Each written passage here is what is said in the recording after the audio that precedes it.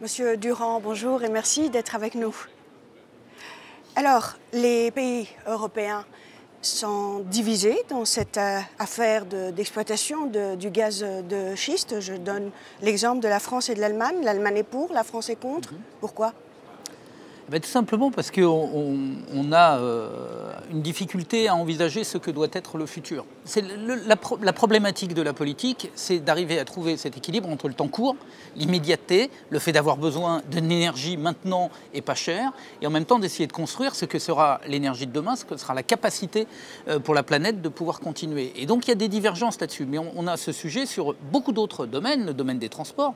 L'Allemagne survalorise l'industrie automobile en négligeant ce qui est en train d'être ces infrastructures ferroviaires, par exemple. On a ces sujets-là qui vont se poser de plus en plus.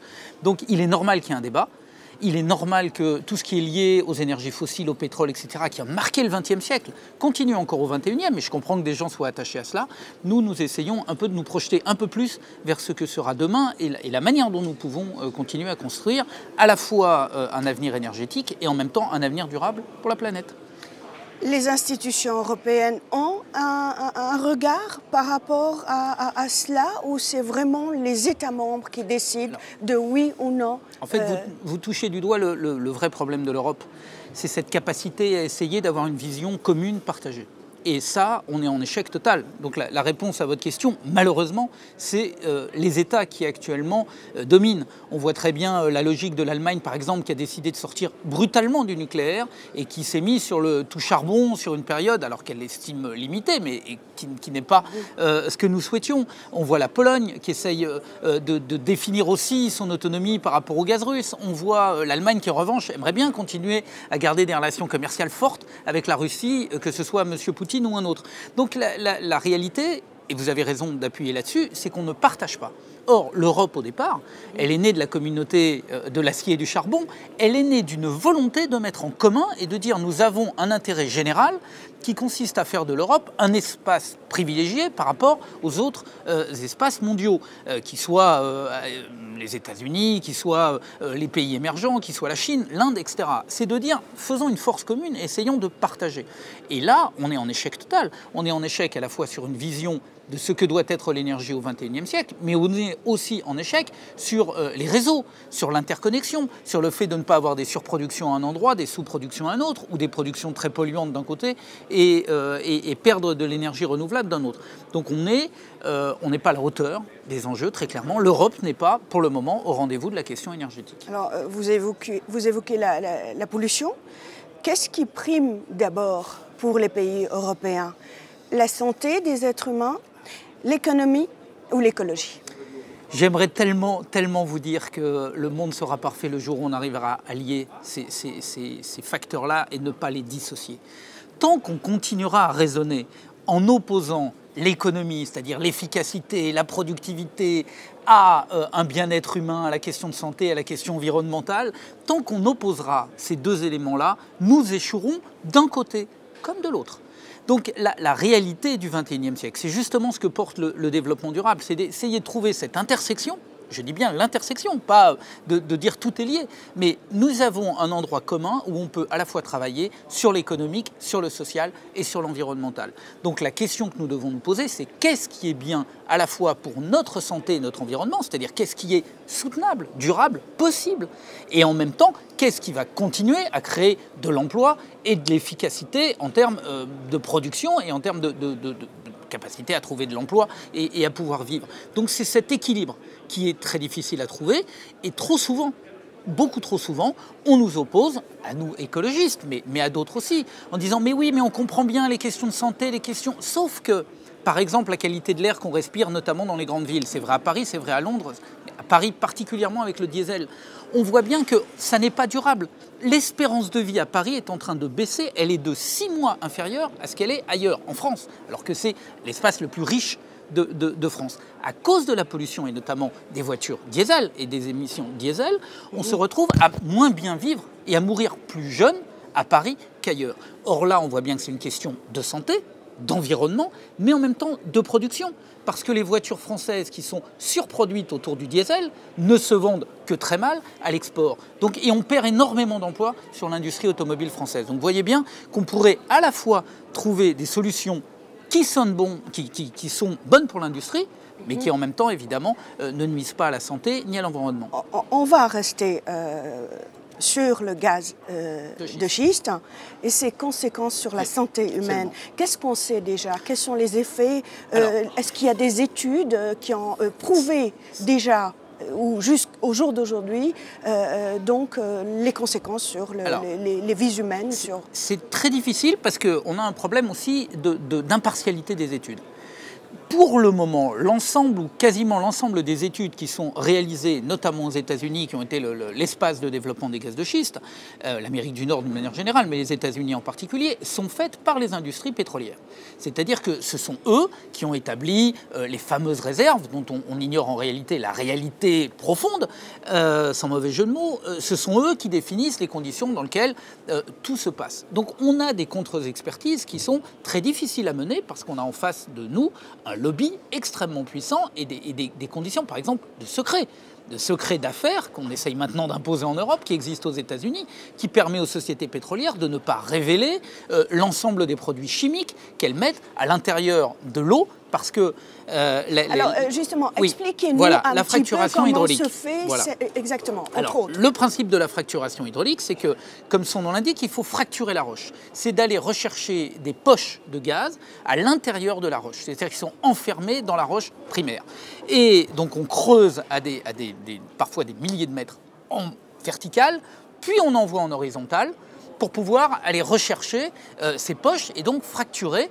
Donc on perce assez facilement, mais ça c'est, j'allais dire, le principe habituel. On perce, puis après on envoie. Et pour pouvoir fracturer la roche, on est obligé d'utiliser des quantités phénoménales d'eau, parce qu'il faut envoyer évidemment de l'eau à très très très forte pression, et cette eau seule ne suffit pas.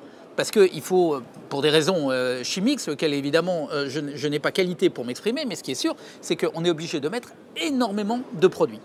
Et ces produits vont ensuite fracturer la roche et ça va partir dans l'eau. Des produits chimiques très concentrés, très nocifs pour l'être humain. Bien sûr. Alors certaines recherches indiquent que ça part dans l'eau. On peut avoir plusieurs sortes de cancers. Exactement.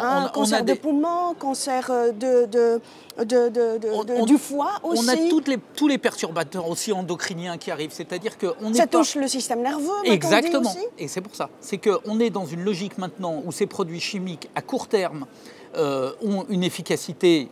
On revient encore une fois pour permettre de fracturer la roche. Ce que l'on ne veut pas intégrer et ce que les industries chimiques et pétrolières évidemment ne disent pas, c'est que ces produits partent dans l'eau. Parce que l'eau, ensuite, moi il faudrait m'expliquer par quel miracle l'eau ne repart pas après dans la nappe phréatique et ne se redistribue pas. C'est ça le problème de l'eau, c'est qu'on sait par où elle entre, on ne sait jamais par où elle sort, mais elle ressort tout le temps. C'est-à-dire que, évidemment, après, elle se diffuse. On a vu ces exemples des films aux États-Unis où on voit, indépendamment des produits chimiques, mais c'est évidemment dans les mêmes logiques, on voit cette eau qui sort et où on est en capacité d'inflammer de l'eau qui sort du robinet. Donc ça, c'est les conséquences. Elles sont extrêmement graves pour la santé. Et surtout, elles ne sont pas connues, les effets à moyen et à long terme. On sait que c'est dangereux, on sait que ça va permettre de développer des maladies, notamment nouvelles. Vous avez raison, tout ce qui est lié au cancer, tout ce qui est lié au cerveau. Mais surtout, pourquoi faire? C'est-à-dire que la question que nous avons à nous poser, c'est que, est-ce que c'est bon pour l'humanité? Est-ce que c'est bon pour la planète? Est-ce que c'est bon pour notre santé d'aller chercher les dernières gouttes de gaz ou de pétrole au fin fond de la Terre? Avant de se poser cette question, Monsieur Durand, alors autant dans les pays du Nord, on a suffisamment d'eau, oui, mais pensez un petit peu aux pays arides, justement, parce que cette exploitation du gaz de schiste, maintenant, elle a déjà commencé, notamment en Arabie Saoudite, mais aussi en Algérie.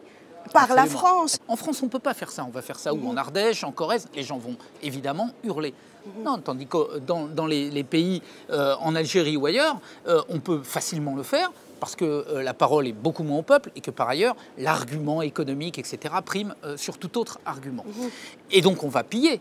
comme on l'a fait depuis des années, parce que la richesse du Nord, elle est d'abord et avant tout liée au pillage du Sud, et donc on va continuer à aller prendre les dernières ressources naturelles là-bas, à polluer, à enlever l'eau. En même temps, M. Durand, c'est très facile de montrer du doigt que la France. Je parle singulièrement de cette affaire France-Algérie. Il y a aussi des décideurs dictatoriaux algériens qui ont pris la décision pour dire oui à la France, venez, nos portes sont ouvertes, venez exploiter le gaz du schiste dans le désert algérien. Mais vous avez parfaitement raison, mais on a exactement la même chose avec d'autres pays et sur le pétrole.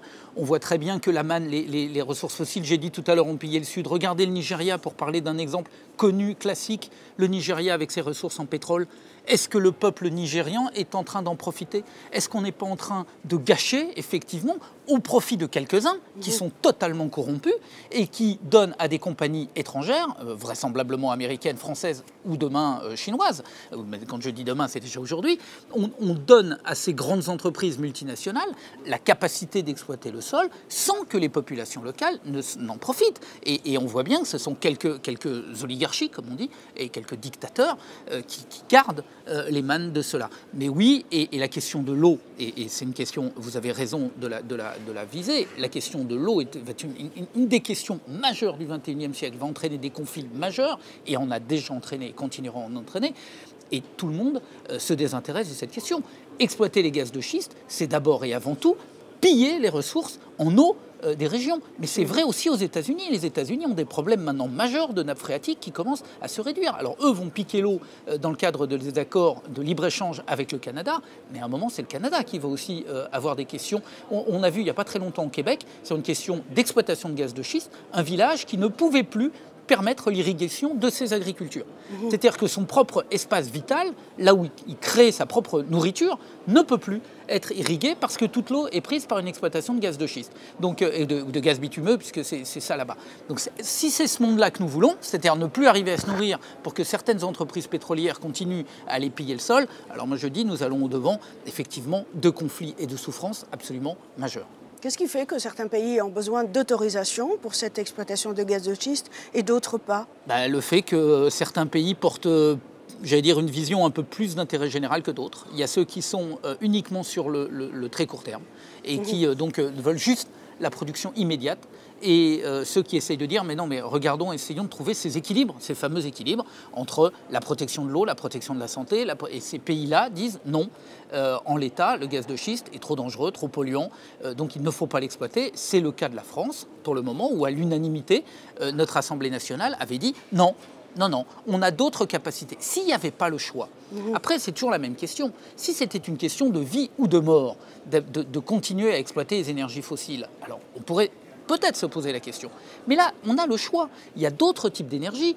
Tout l'argent qu'on met dans cette recherche-là, tout ce que Total fait pour aller piller l'Algérie et essayer de s'enrichir en Algérie, c'est de l'argent qu'elle ne met pas sur la capacité, par exemple, de développer les énergies renouvelables. L'Algérie pourrait parfaitement fonctionner et avoir une autonomie totale sur le solaire, sur d'autres sources d'énergie. On ne les travaille pas. De l'Algérie, mais le cas est aussi possible dans les pays du Golfe, par exemple. Mais bien sûr, et par ailleurs, les pays du Golfe devraient se poser, je sais qu'ils se la posent, mais ils devraient le faire vraiment de manière beaucoup plus active, en disant quelle est l'énergie de demain. Est-ce que les pays du Golfe n'ont pas intérêt à investir, par exemple, puisqu'ils ont de l'argent? Cet argent-là, est-ce qu'ils n'ont pas intérêt à l'investir dans les énergies de demain? Est-ce qu'ils n'ont pas intérêt à développer de l'intelligence, de la recherche sur la question des réseaux, sur la question du transport et du stockage de l'électricité? Voilà des vrais sujets qui seront des sujets du XXIe siècle. Les piles à hydrogène, les déplacements futurs, comment les penser? Là, les pays du Golfe, puisqu'ils ont la chance d'avoir eu, grâce au pétrole, et eux ont su garder, n'ont pas tout dépensé, donc ils ont su garder des ressources financières, mais qu'ils les investissent dans le bien commun, dans le bien de l'humanité, et qu'ils pensent aussi à ce que sera l'économie du 21e et du 22e siècle. C'est comme ça qu'ils diront, parce qu'on voit très bien que la question énergétique a permis au 20e siècle à des pays d'émerger de manière fabuleuse, sauf que ça peut décliner. À un moment, il n'y aura plus de pétrole, à un moment où le prix ne sera plus ce qu'il est actuellement, donc on est obligé d'équilibrer. Et les pays du Golfe ont une vraie responsabilité là-dessus, sur cette question-là, de penser aussi l'énergie du 21e siècle. Qu'en est-il de la mobilisation citoyenne en Europe, puisque l'Europe ou les Européens ont cette parole libre? Écoutez, elle est plutôt assez bonne sur la question. En tout cas, je parle vraiment de la France que je connais le mieux, mais d'une manière générale, sur les mouvements citoyens et les initiatives citoyennes, ça se passe plutôt bien dans les pays d'Europe, en tout cas du Nord et dans le Sud, c'est plus compliqué parce qu'ils sont tellement pris par le chômage et autres que les mobilisations deviennent un peu, bloquées par la question sociale. Mais en France ou en Allemagne, la question, par exemple, du gaz de schiste, la question de la santé, la question des OGM, sont des questions qui restent extrêmement mobilisatrices pour les citoyens, et heureusement. Parce que sinon, les politiques qui sont très sensibles au lobby, qui sont très sensibles à l'argument systématique de l'économie, de l'emploi, du PIB, de la recherche de croissance, auraient tendance à céder sur tout. Et donc, oui, il faut que les mobilisations citoyennes qui sont là continuent. Il faut que les gens restent extrêmement mobilisés, qu'ils comprennent que le modèle de société que l'Europe a porté, justement cet équilibre entre le social, l'environnemental et l'économique, doit être absolument préservé, car l'Europe est un des derniers espaces sur cette planète où l'on est encore en capacité, parce que l'on est riche, de pouvoir choisir. Parce qu'il y a des pays, et vous l'avez dit tout à l'heure, qui n'auront plus ou qui n'ont plus le choix en raison des politiques publiques qui ont été mises en œuvre. Nous, on a encore cette capacité d'avoir le choix, d'avoir un système à la fois démocratique et en même temps qui puisse porter l'intérêt général. Mais ça veut dire que l'Europe doit sortir des logiques aussi de compétition entre pays. L'Europe doit essayer de se voir comme une vraie puissance. Et une puissance qui porte un intérêt général commun. Ça, pour le moment, c'est la seule réserve que j'ai. Les citoyens ont cette vision de l'intérêt général. On le voit pour l'eau, on le voit pour d'autres sujets. Je ne suis pas sûr que nos dirigeants européens aient la même conscience de ce qu'ils devraient faire pour porter cette civilisation. Est-ce que vous pensez qu'on va pouvoir un jour arrêter ou serait-ce freiner cette frénésie vers cette heure du XXIe siècle? Oui, bien sûr, on va y arriver, mais on va y arriver ou contraint ou par choix politique. Si c'est par choix politique, on va rentrer dans un monde démocratique meilleur, où on va essayer de porter ces équilibres. Ça veut dire que ça ne va pas nous être imposé par l'extérieur, mais on va y aller. Si en revanche on ne le fait pas, de toute façon il y aura une limite physique sur la question de l'exploitation des gaz de schiste, du pétrole, etc., de cette énergie fossile, il y aura une limite physique. Donc nous y arriverons aussi, mais là ça sera contraint. Et nous serons devant un mur avec des conséquences dramatiques en termes de guerre, en termes de déplacement de population et en termes de coup d'État, entre guillemets, parce qu'on voit bien que plus ça va se restreindre et plus nous allons rentrer dans un monde qui va être un monde militarisé, difficile et avec je le regrette par anticipation si c'est le cas, mais des millions de personnes déplacées ou en souffrance ou voire pire, tuées dans des conflits. Absolument. Et ce gaz de schiste, son exploitation, a peut-être aussi des avantages?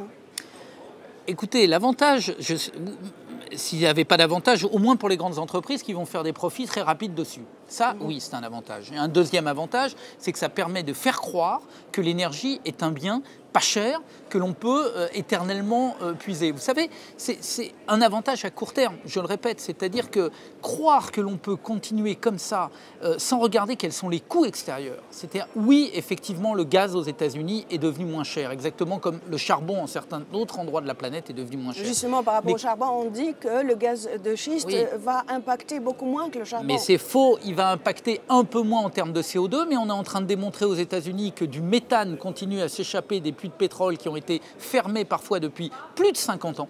Le méthane est un gaz à effet de serre extrêmement puissant, beaucoup plus, émetteur beaucoup plus de gaz que, par exemple, le diesel ou le CO2. Donc, il y a un vrai danger aussi vis-à-vis de ça à moyen et à long terme. Ça, c'est une étude qui est sortie aux États-Unis il y a quelques jours. Donc, ça n'est pas vrai sur le temps un peu plus long, que c'est moins pollueur. Et par ailleurs, quel coût ça engendre pour la société à côté, en termes d'eau, en termes de maladies, en termes j'allais dire, de destruction. Les terres agricoles, les terres dans lesquelles on plante des dériques, ce sont des terres qui ne vont pas pouvoir être utilisées ou qui ne vont plus pouvoir être utilisées pour nourrir la planète. Or, le fait de se nourrir est un élément évidemment vital au premier sens du terme. Donc je répète, cet investissement à court terme, même s'il peut présenter le fait de faire croire qu'il y a une énergie bon marché, est un piège. Parce que d'abord, l'énergie a un coût, comme toute chose. Il faut comprendre que ce que nous donne la Terre, ça a un coût, et que ce coût, nous devons l'intégrer. La Terre n'est pas quelque chose que l'on peut exploiter sans limite et sans contrepartie. Voilà, on a hérité de la planète. Il faut qu'on puisse s'en servir de manière intelligente, décente et durable. Voilà. Des Facebookers arabes ils me disent « Ah oui, il y a un avantage, c'est celui qui va consister à ne plus avoir des guerres dans le monde arabe parce qu'il y aura suffisamment d'énergie dans les pays du Nord, dans les puissances occidentales. » Oui, ça, là aussi, c'est un mythe. C'est un mythe parce que l'énergie, y compris dans les pays du Nord, n'est pas équitablement partagée. Il faut bien comprendre que la question de la précarité énergétique, ce qui n'est peut-être pas sensible pour les gens qui habitent dans les pays arabes, parce qu'ils n'ont pas cette réalité de ce qu'est la précarité énergétique, mais il faut bien comprendre qu'en Europe, l'énergie est un bien qui devient de plus en plus précieux et qui est un bien à partager. Et on s'aperçoit qu'il est partagé, comme toutes les richesses, de manière inéquitable. Et que la précarité énergétique touche des millions de personnes, des dizaines de millions à l'échelle européenne, et que ça n'est pas vrai que le fait de donner énormément comme ça d'énergie pour quelques grandes entreprises va permettre parce que les richesses ne sont pas équitablement réparties. Donc non, ça ne va pas résoudre les problèmes du Nord. Ce qui résoudrait le problème du Nord, c'est d'arriver à faire des énergies renouvelables qui ne soient pas polluantes et qui finalement aient un coût qui soit un coût modéré, mais qui soit un coût réel, qu'on l'intègre, et encore une fois, qu'on essaye de préserver le sol, qu'on essaye de préserver l'eau, qu'on essaye de préserver les terres agricoles. Ce sont là les défis du XXIe siècle. Trouver une nouvelle énergie et en même temps préserver ce qui a fait les civilisations actuelles. En conclusion, Monsieur Durand, pour finir, l'exploitation du gaz du schiste, une chance ou une chimère, économique, écologique et sanitaire? Alors, à la fois un mirage, c'est pire qu'une chimère, c'est un danger et c'est surtout totalement inutile. Donc il faut évidemment arrêter cela et passer sur d'autres types d'énergie et penser le XXIe siècle en termes à la fois de santé, d'environnement, d'économie, bref, de bonheur humain. Vous êtes définitivement contre cette démarche? Définitivement, totalement, et je suis pour l'humanité, pour qu'on arrive à construire un monde durable et un monde meilleur. Ça ne passe pas par l'exploitation du gaz de schiste. Monsieur Durand, merci d'avoir été avec nous. Merci. Madame, Monsieur, cette émission s'achève. Merci de l'avoir suivie. Je vous retrouve dans 2 semaines sur la même chaîne et à la même heure. Au revoir.